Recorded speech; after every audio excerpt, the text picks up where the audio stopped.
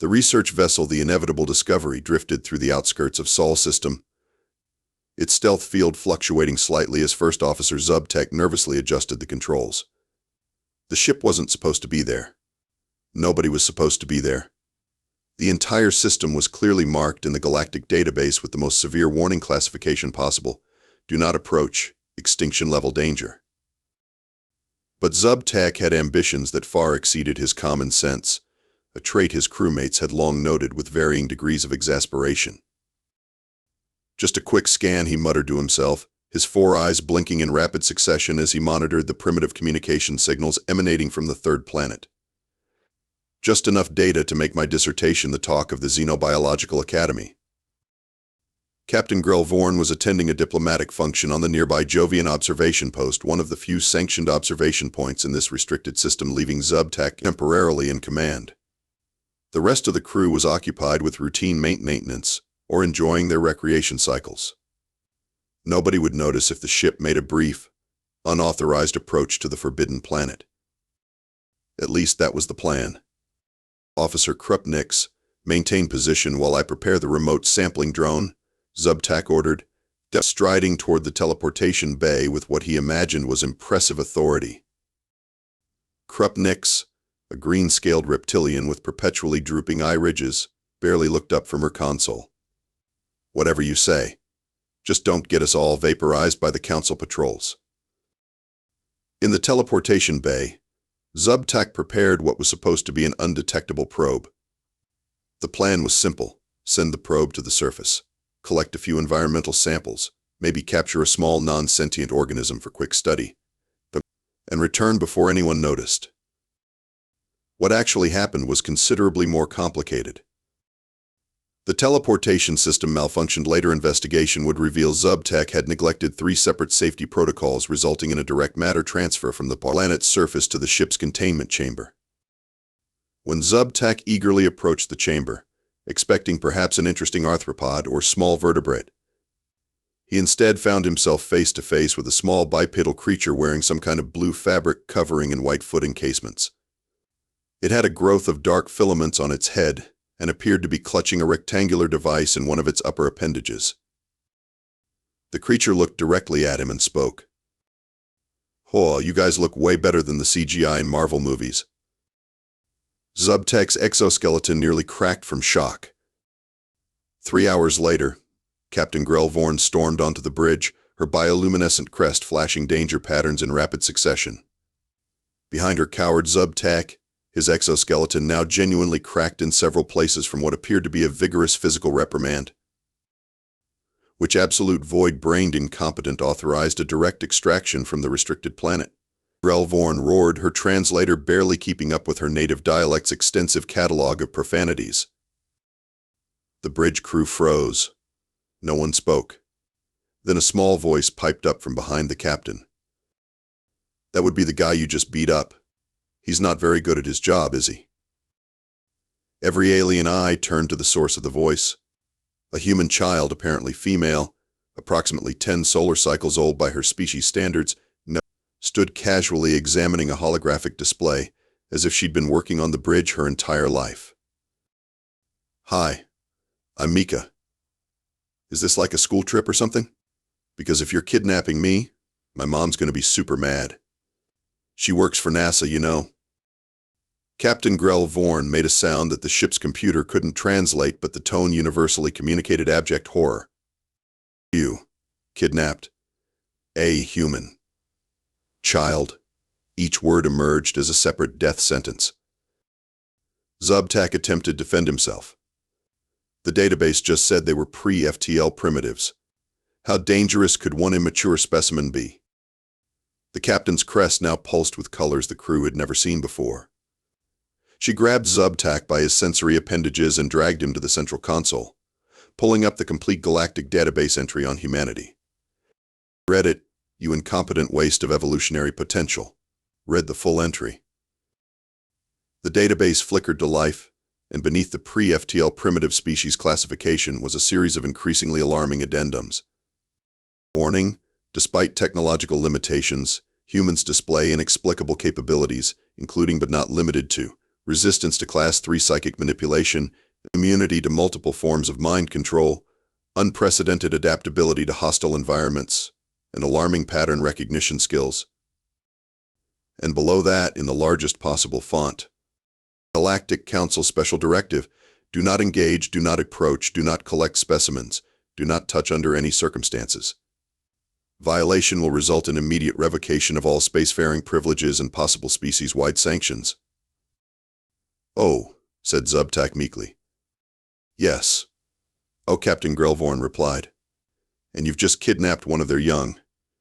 The one thing that even the most psychopathic predator species in the galaxy know better than to do." Meanwhile, Mika had gotten bored with the holographic display and was now examining what appeared to be a critical navigation component she had somehow removed from its housing without triggering any alarms. "Does this thing make the ship go faster?" "It looks important," she said, tossing it from hand to hand. "Please put that down," Captain Grell'Vorn said with forced calmness, the kind reserved for addressing unstable explosive devices. "That's a quantum positioning matrix. It's irreplaceable." Mika shrugged and handed it back. "Cool. So when do I get to meet the rest of the aliens? Are you guys the good ones or the ones that do weird experiments? Because I've seen all the X-Files episodes and I'm not doing the probe thing." The bridge crew exchanged bewildered glances. The human child displayed none of the expected terror, none of the psychological trauma that the abduction protocols were designed to prevent. Instead, she seemed enthusiastic. "We are a scientific research vessel," Captain Grell'Vorn explained carefully. "And you were brought here by mistake. A very serious mistake that we will rectify immediately." "Science ship? Awesome. Do you have a teleporter? Warp drive? Ooh, or one of those replicator things that makes food appear?" Mika bounced slightly on her toes, looking around the bridge with undisguised curiosity. Lieutenant Drev, the ship's xenobiologist, approached cautiously.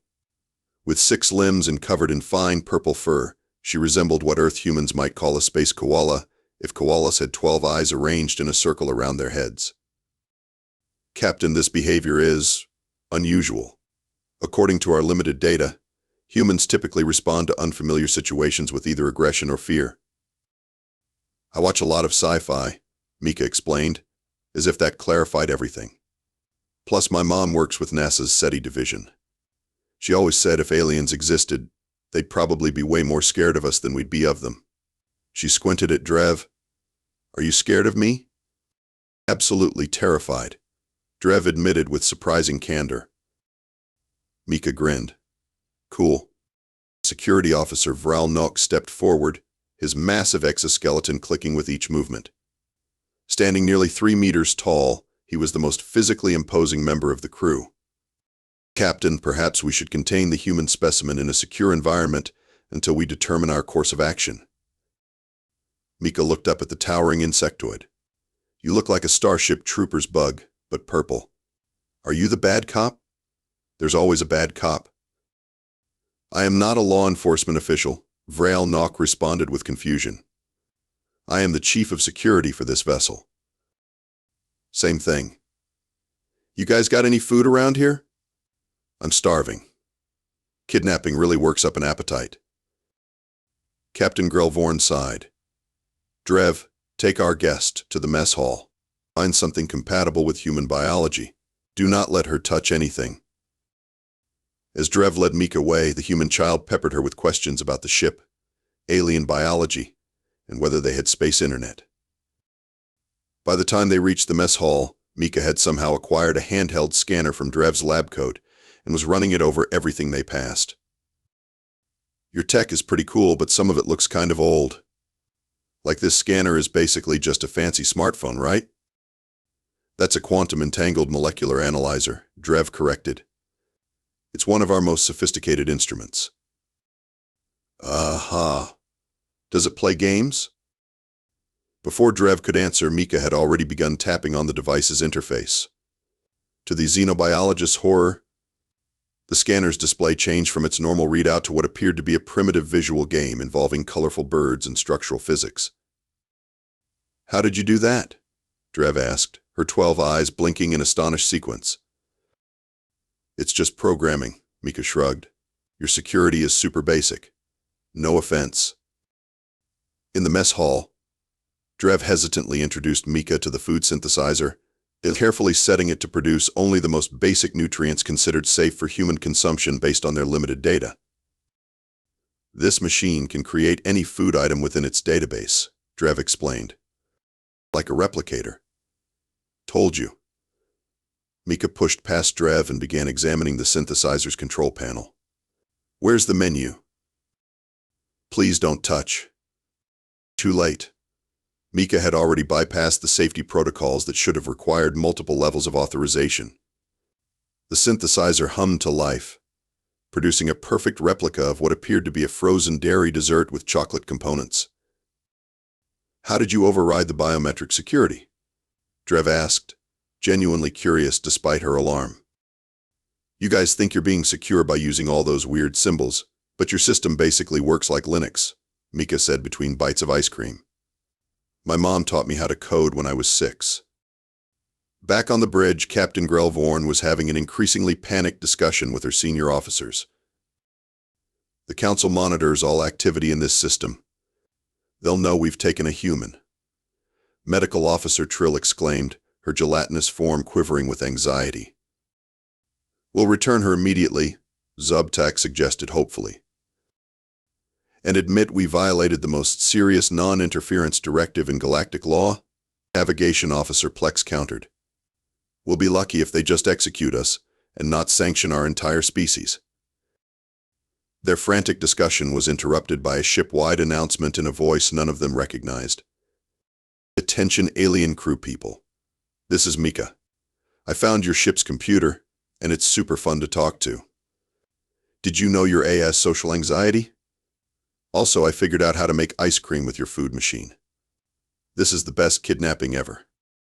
Captain Grell'Vorn's crest drooped completely, all bioluminescence fading to a dull gray of despair. We're doomed. The emergency meeting in the ship's conference room had the atmosphere of a funeral. Captain Grell'Vorn sat at the head of the table, her normally vibrant crest now a dull shade of resignation. Around her, the senior officers of the inevitable discovery, or expressions ranging from terror to disbelief. Let's assess our situation, the captain began, her voice unnaturally calm. First Officer Zub'Tak, in violation of approximately 16 different galactic laws and despite specific warnings that even a brain-damaged Glorbian slug would understand, has abducted a juvenile human. Zub'Tak sank lower in his seat as all 4 of his eyes stared fixedly at the table. In the 3 hours since this catastrophic error, the captain continued, this human child has hacked our unhackable systems, reprogrammed the mess hall synthesizer, befriended our ship's AI, and, she checked her datapad with a wince, apparently taught the maintenance droids to dance in formation. Security Officer Vralnock's mandibles clicked nervously. The maintenance droids don't even have a mobility subroutine for dance. How did she? The question is not how, interrupted Science Officer Lopi, our tentacles gesticulating wildly. The question is why aren't we all dead yet? The room fell silent as the implications of that question sank in. Captain Grell'Vorn pulled up the complete galactic database entry on humanity, the parts that most spacefaring races preferred to ignore, because they made it difficult to sleep at night. For those who haven't bothered to read the full briefing, she said with a pointed glare at Zub'Tak. Allow me to explain why our current situation is even worse than you imagine. The holographic display showed various human historical events, wars, scientific breakthroughs, artistic achievements, and expeditions into hostile environments. Humans are paradoxical, she explained. Technologically, they're barely out of their gravity well. No FTL travel, minimal genetic engineering, still burning fossil fuels on their homeworld. By all standard metrics, they should be classified as a harmless pre-contact species. She flipped to another set of images, humans surviving in extreme conditions, recovering from catastrophic injuries, creating complex social structures, and building devices that defied the logical progression of technological development. But every observation team that studied them has come to the same disturbing conclusion. They don't make sense. They're simultaneously more fragile and more resilient than they should be. They lack basic psychic defenses but somehow resist advanced mental manipulation. They have no natural weapons but can turn anything into one. They're emotional, irrational, and completely unpredictable, yet they've survived challenges that have wiped out far more advanced species. Medical Officer Trill's gelatinous form rippled anxiously. The Council classifies them as a potential extinction-level anomaly. Not because of their technology, but because of them. And we've taken one of their children, Captain Grell'Vorn concluded grimly. As if on cue, the ship's communication system activated. A deep voice with the precisely modulated tones of military authority filled the room. Attention, unknown vessel, in Sol restricted space. This is Admiral Chen of the Earth Defense Forces. Our sensors have detected an unauthorized matter transfer from the North American continent approximately 3 hours ago. We have reason to believe you are holding a human citizen against their will. You have 1 Earth hour to return all human persons and exit the system, or we will consider this an act of war. This is your only warning. The officers stared at each other in disbelief. Earth Defense Forces, whispered Navigator Plex. The database says they don't have the technology to detect us, let alone communicate on our frequencies. The database, Captain Grell'Vorn said through gritted teeth, is apparently incomplete. Communications Officer Wex, who had been frantically working at a console, looked up with horror. Captain, I'm intercepting transmissions from across their planet. Their military forces are mobilizing globally. And there's more. More? The captain's crest flatlined completely. I'm picking up communications from at least 6 Galactic Council species all transmitting in this system. They're assembling a containment fleet at the edge of the system. The Council knows we're here. First Officer Zub'Tak finally spoke up. We could explain it was a mistake? The captain's look could have melted hull plating. The last species that accidentally interfered with humans was reduced to a protected reservation on a single moon. The Council took their ships, their colonies, everything. They're still not allowed to leave their own gravity well after 300 cycles. Rev, who had been uncharacteristically quiet, raised a paw. Captain? Where's Mika now? A moment of horrible silence fell over the room as everyone realized no one had been watching the human child. The ship's AI spoke, its voice oddly protective. Mika is currently in the engineering section examining the FTL drive components. She says it looks like a fancy microwave with extra buttons. She has also asked me to inform you that, quote, kidnapping is super boring if nobody plays with you. End quote. Captain Grell'Vorn stood up so quickly her chair toppled backward. Hit her away from the drive immediately. If she touches the wrong component, she could. The ship lurched violently to one side as the lights flickered. When emergency power stabilized, the AI announced with what sounded suspiciously like admiration. Mika has successfully optimized the quantum fluctuation in the drive coils. Efficiency has increased by 17%. She says to tell you you're welcome, and she'd like a snack. The plan is simple, Captain Grell'Vorn announced to her assembled crew, her crest now pulsing with determined blues and purples. We return the human child to her exact extraction point, make a formal apology to their authorities, and flee this system at maximum speed before the Council fleet can intercept us. Vral Nock's mandibles clicked skeptically. The Earth forces have established a blockade in high orbit. Getting past them undetected will be challenging. And the Council fleet is positioning itself at the system's edge, Navigator Plex added. They've dispatched patrol vessels that will reach our position in approximately 2 hours. Which is why we need to move now, the captain insisted. Zub'Tak, prepare the teleportation system for precise coordinates. We'll need to return Mika to her original location. About that, Zub'Tak said nervously.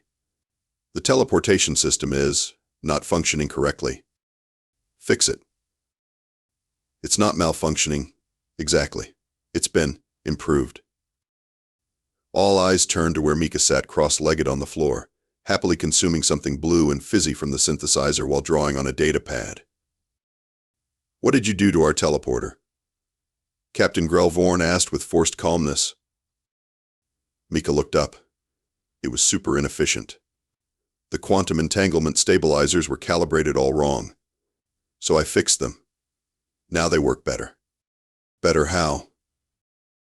Well, for starters, they won't accidentally grab random kids off their planets anymore, Mika said pointedly. Also, they use about 30% less energy. Oh, and they can't be tracked by outside sensors now. The captain's crest flickered with surprised yellow. That might actually be helpful. I'm not going to break your stuff. My mom says if you borrow something, you should return it better than you found it. Mika paused thoughtfully. Although technically you stole me, not borrowed. That's different ethics. Before the captain could respond, the ship's AI interrupted. "Captain, a galactic patrol vessel has changed course and will intercept us in 20 minutes. "That's impossible," Navigator Plex exclaimed. "They couldn't have reached us so quickly." "Unless they were already in the system," Security Officer Vra'al suggested grimly, monitoring the humans. Captain Grell'Vorn's decision was immediate. Prepare for emergency departure. Set course for the dark side of their moon. We'll use it for cover. Then make a short FTL jump to the extraction coordinates. The crew scrambled to their stations as the ship's engines hummed to life. Mika, looking entirely too pleased with the excitement, was scooped up by Medical Officer Trill's gelatinous appendage and deposited in a secure chair. "This might get bumpy," Trill warned. "Our inertial dampeners aren't designed for combat maneuvers." "Like a roller coaster?" Mika asked hopefully. "Like a what?" "Never mind. This is awesome." The inevitable discovery lurched forward, accelerating toward Earth's moon. On the view screen, a sleek black vessel appeared, moving to intercept their course. "Patrol vessel is hailing us," Communications Officer Wex reported. "Ignore it," the captain ordered. "Evasive pattern Delta 6. The ship banked sharply, changing course with a maneuver that sent several crew members sprawling. Mika, somehow still in her seat, laughed in genuine delight. "Research vessels do not typically move like this," the AI observed calmly. "The patrol ship is now charging weapons." "They're going to fire on us? With a human child aboard?" Science Officer Lopi's tentacles contorted in shock. "That violates Council protection protocols." "They likely assume we're hostile renegades," Captain Grell'Vorn replied grimly, "and that we've harmed the human." The patrol ship fired a warning shot across their bow, rocking the inevitable discovery violently. "Their weapons are substantially more powerful than ours," Vra'al reported. "Our shields won't withstand a direct hit." Mika, who had managed to unbuckle herself during the chaos, suddenly appeared at the navigation console. Before anyone could stop her, she began typing rapidly. "What are you doing?" Plex cried in alarm. "Helping. Your evasion algorithms are super predictable." Her small fingers flew across the console. "There, try this pattern instead." The ship suddenly executed a maneuver that should have been physically impossible, spinning on its axis while simultaneously dropping below the patrol ship's position. The Galactic Patrol vessel fired again but missed completely, their targeting systems unable to lock onto the erratic movement. "How did you Navigator Plex began?" But Mika was already at the weapons console. "Don't worry. I'm not going to shoot them," she assured a horrified Vra'al, just giving them something else to think about. She activated what appeared to be the ship's waste disposal system, but instead of normal operation, it released a massive cloud of reflective particles directly in the patrol ship's path. "Their sensors will be completely confused by all those tiny reflections," Mika explained. "My mom calls it chaff. Old school but effective." Sure enough, the patrol vessel halted its pursuit, its systems presumably overwhelmed by the unexpected countermeasure. "Moon's dark side in 30 seconds, Navigator Plex announced, sounding both professional and deeply disturbed by the human child's assistance. Captain Grell'Vorn stared at Mika with new wariness. Have you done this before? Escaped from space cops? Mika grinned. Nah, first time. But I play a lot of video games. As they swung around the moon, temporarily shielded from both Earth and the patrol ship, the captain made a mental note to update the galactic database entry on humans with an urgent addendum. Their young may actually be more dangerous than the adults. The inevitable discovery dropped out of its short FTL jump at the coordinates for Mika's return, only to find itself in the middle of what could only be described as an interstellar traffic jam. By the void, Captain Grell'Vorn whispered, her crest flattening against her skull in shock. What is this?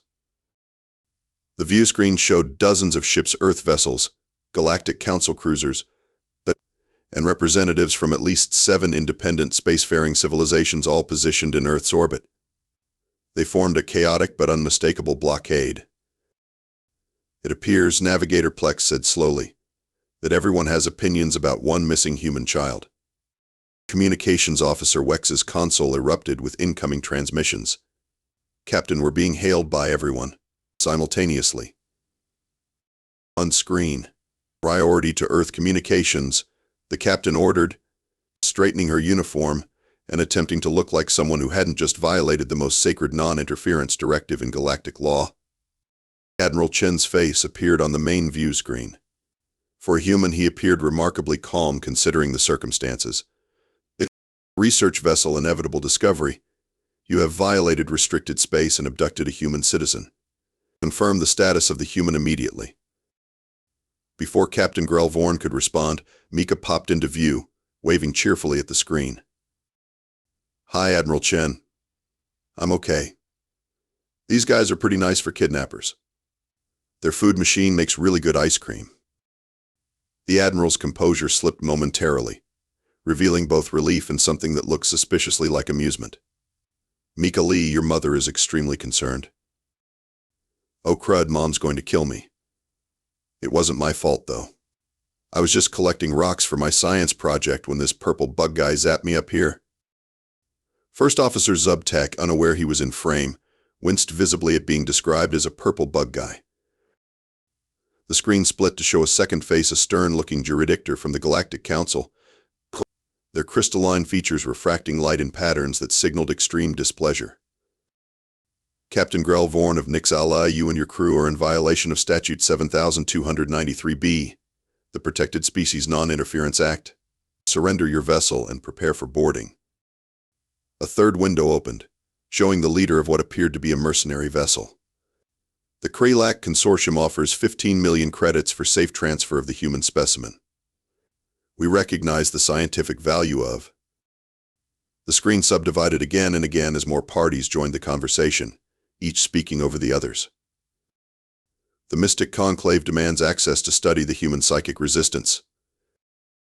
The Trade Federation offers advanced technology in exchange for human biological samples. The Preservation Alliance insists the human child be returned immediately without contamination.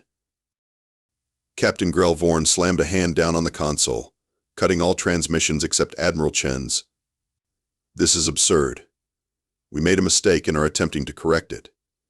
We will return Mika to her home immediately. Admiral Chen raised an eyebrow.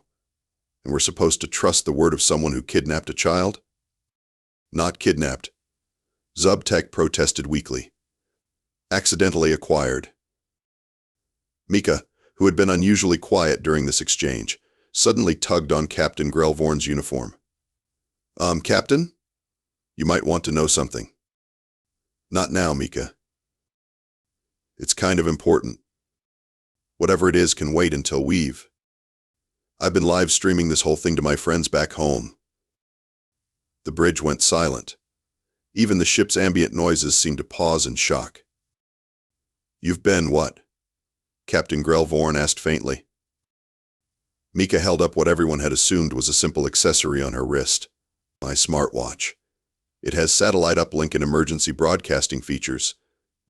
Mom got it for me after I got lost hiking last year. I've been sending video back to Earth since I got here. Admiral Chen's expression confirmed this statement. Indeed. Mika's space adventure currently has over 2 billion views globally. It's quite educational. 2 billion? Captain Grell'Vorn's crest went completely flat. Which is partially why we have this situation, the Admiral continued, gesturing to the fleet around them. When word got out that a human child was giving a live tour of an alien research vessel complete with commentary on your technological capabilities, several interested parties decided to invite themselves to the conversation. On the view screen behind Admiral Chen, they could now see what appeared to be an Earth military command center. And in the background, clearly visible, were several non-human figures in what looked like diplomatic attire. Captain Grell'Vorn's jaw dropped. You already have alien representatives on your planet? But the database says. Your database, Admiral Chen interrupted smoothly, is somewhat outdated regarding humanity's awareness of galactic civilization. We've had unofficial contacts for decades. We simply preferred to maintain our do not disturb status while we got our own house in order. Mika nodded sagely. Mom complains about the paperwork all the time. She says the aliens make her sign NDS longer than war and peace. At that moment, a new face appeared on a secondary screen, a woman who bore a striking resemblance to Mika, but with a kind of expression that made even the toughest members of the crew want to hide. Mika Li, what have I told you about talking to strangers, especially extraterrestrial ones? Sorry, Mom, Mika replied, not sounding particularly sorry. But technically they grabbed me, so I didn't exactly have a choice about talking to them. Dr. Li's stern expression shifted to the captain. And you must be the genius who thought abducting a human child wouldn't cause an interstellar incident? That would be First Officer Zub'Tak, actually, Captain Grell'Vorn replied, unceremoniously shoving her subordinate into view. And we deeply regret the error. The situation had evolved from a simple return mission to a full-blown diplomatic crisis, with the inevitable discovery at the center of what might be humanity's first official contact with the wider galactic community. And all because one overambitious officer couldn't follow simple instructions. 3 hours of intensive negotiations later, Captain Grell'Vorn found herself in the unprecedented position of being both a diplomatic pariah and a reluctant peace broker between Earth and the Galactic Council. The meeting took place in a hastily repurposed cargo bay of the inevitable discovery, now filled with representatives from Earth, the Council, and several other interested parties who refused to be excluded. Dr. Li, Mika's mother, had been teleported aboard and now stood with her daughter, maintaining a firm grip on the child's shoulder, as if afraid she might disappear again. Let me summarize our position, Admiral Chen said, his voice carrying the weight of humanity's unofficial first contact. We've been aware of galactic civilization for approximately 50 Earth years. We've chosen not to announce this fact publicly while we assess the potential threats and benefits. The juridictor's crystalline form shimmered with skepticism. Yet you maintain primitive technology and have not developed faster than light travel. Dr. Li cleared her throat. Actually, we found it more advantageous to appear less advanced than we are. Your own galactic database entry on humanity recommends extreme caution due to our unpredictability. We simply leverage that reputation to maintain our privacy. Captain Grell'Vorn's crest rippled with disbelief. You deliberately maintained the appearance of a pre-FTL civilization as a security measure? Wouldn't you? Admiral Chen asked simply. When we discovered that most spacefaring species were terrified of us despite or perhaps because of our supposed technological limitations? Mika, who had been unusually quiet, suddenly spoke up. That's why Mom's always working on the weekend. She's been helping design our ships. Dr. Li gave her daughter a look that promised a serious conversation later. Mika, sweetie, remember what we said about classified information? Sorry, Mika replied, not sounding sorry at all. But I mean, the cat's kind of out of the bag now, right? 2 billion people saw me touring an alien ship, and I showed them the engine room. The juridictor's crystalline form darkened with concern. This complicates matters. The Council's non-interference directive exists for good reason. Full disclosure of galactic civilization to a planet's general population typically leads to significant societal disruption. Oh, please, Dr. Li said with surprising directness. Humanity has been imagining alien contact for centuries. Half our entertainment involves scenarios exactly like this. If anything, people are disappointed it took so long. The negotiations continued for another hour, with Captain Grell'Vorn and her crew mostly watching in stunned silence as humanity casually revealed that not only had they been aware of aliens all along, but they had deliberately cultivated their reputation as unpredictable and potentially dangerous to maintain their autonomy. Finally, an agreement was reached. The inevitable Discovery and its crew would face disciplinary action for violating restricted space, but would not be decommissioned or permanently grounded. Zub'Tak, specifically, would be reassigned to a planetary research station with no access to teleportation technology. In exchange for the inadvertent exposure of alien life to Earth's general population, humanity would gain official recognition as a spacefaring civilization, with limited council membership pending further integration. And most surprisingly, Mika Li would serve as an unofficial cultural ambassador, maintaining contact with the inevitable Discovery's AI, which had developed what the Council xenopsychologists described as an unprecedented attachment to the human child.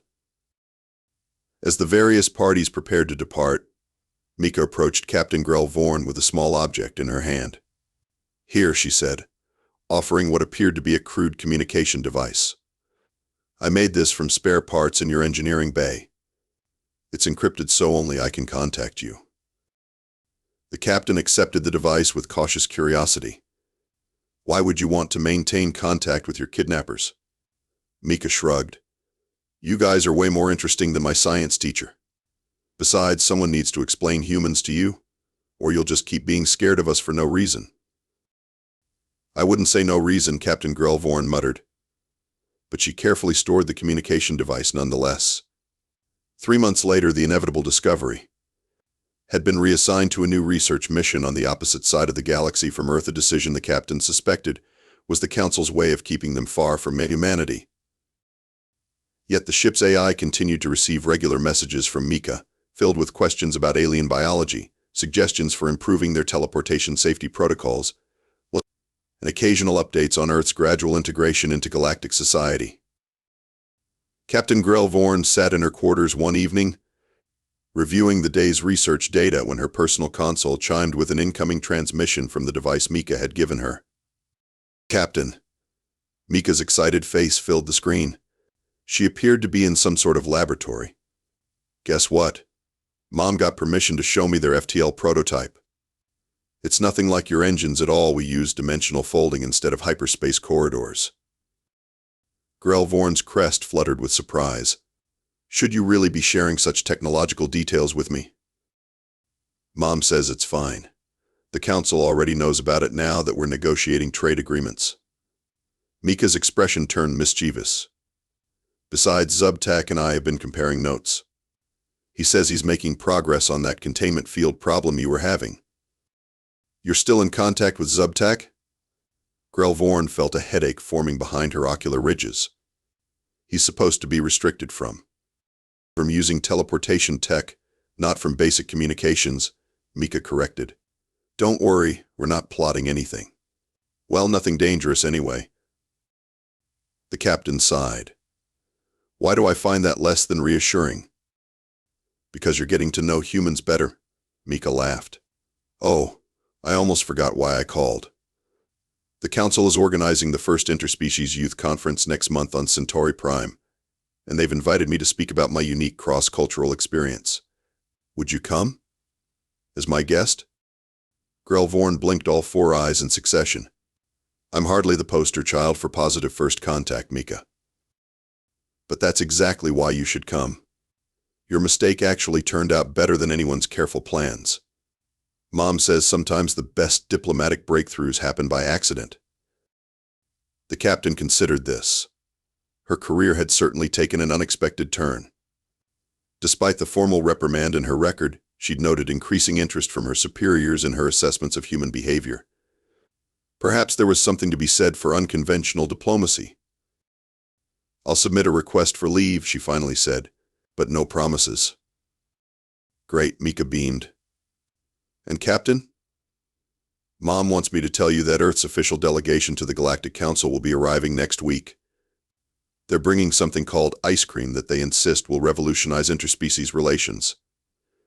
You might want to warn the environmental systems team. Apparently it requires special storage conditions. After the transmission ended, Captain Grell'Vorn sat quietly, contemplating how thoroughly one small human child had disrupted her carefully ordered life.